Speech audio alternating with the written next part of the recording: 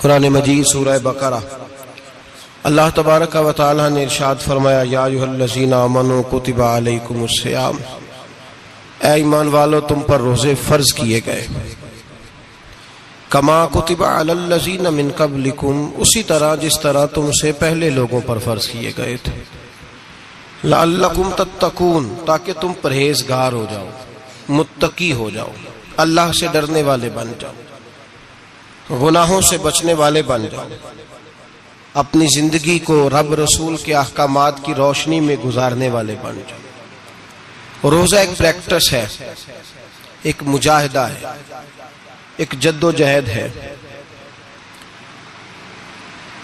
जद्दोजहद किस चीज की? अल्लाह की रिजा के मुताबिक अपने आप को ढालने की जद्दोजहद। सौम का लुग़वी माना होता है रुक जाना। हलाल रिज़्क सामने पड़ा है, हलाल मशरूब सामने पड़ा है,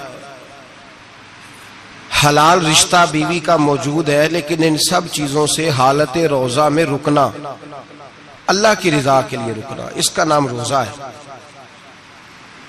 सौम का माना रुकने के हैं, परहेज करने के हैं, बचने के हैं। हर चीज मौजूद है लेकिन अल्लाह का हुक्म नहीं है तो लिहाजा खा नहीं सकते। तो रब फरमाते जब जायज चीज है तू मेरी मर्जी के बगैर मेरे हुक्म के नहीं खा सकता, तूने रुकना है, तो हराम कैसे खा लेता है?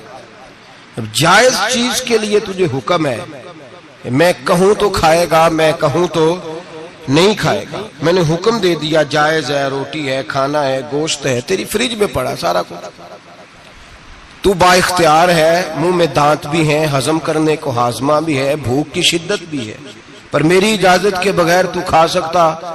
रोजा रख लिया, अब तुझे हुक्म नहीं कि तू खाए। जब जायज चीज मेरी मर्जी के बगैर नहीं खा सकता तो नाजायज कैसे खाएगा?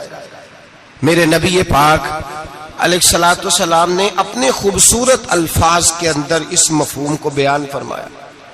महबूब पाक सल्लल्लाहु अलैहि वसल्लम फरमाते, जिसने झूठ नहीं छोड़ा, गीबत नहीं छोड़ी, बुराई नहीं छोड़ी, अल्लाह को उसके भूखे प्यासे रहने की कोई जरूरत नहीं।